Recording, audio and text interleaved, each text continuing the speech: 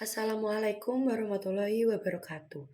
Ingkang kawula hormati Bapak Kepala Sekolah SMAN Negeri Model Terpadu Bojonegoro.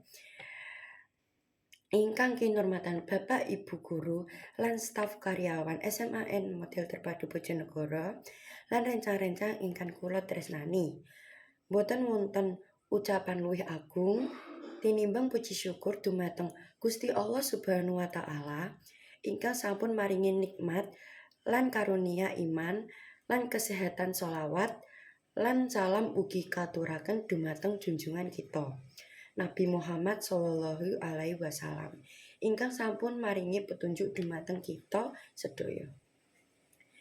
Ing papan menika kawula dipun utus dhateng rencang-rencang sedanten sepados nyampekaken sesorah bab pendidikan kagem mangeti Hari Pendidikan Nasional tanggal 2 Mei. Pendidikan menika sangat penting kangge siswa-siswi sedaya, ugi masyarakat Indonesia umumipun. Menawi pendidikan boten kecukupan urip menika boten saged tata. Mula kita sedaya tansah nguri-uri budaya maca supados pendidikan saged mlaku nganti lancar. Ki Hajar Dewantara, Bapak Pendidikan Nasional, merjuangaken pendidikan kagem rakyat Indonesia. Pendidikan ingkang kadah dipun diperjuangaken contonipun budi pekerti lan pendidikan moral.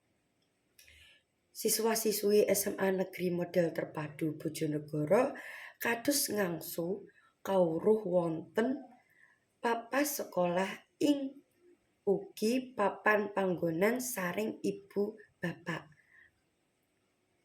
Ampun kesupen ngangsu kawruh bab agama amarga ilmu kasebat penting kagem urip ing jaman semenika.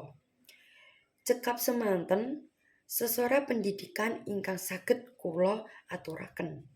Mugi-mugi wonten manfaatipun bilih wonten klinta-klintunipun atur kawula. Kawula nyuwun agunging samudra pangestu. Wassalamualaikum warahmatullahi wabarakatuh.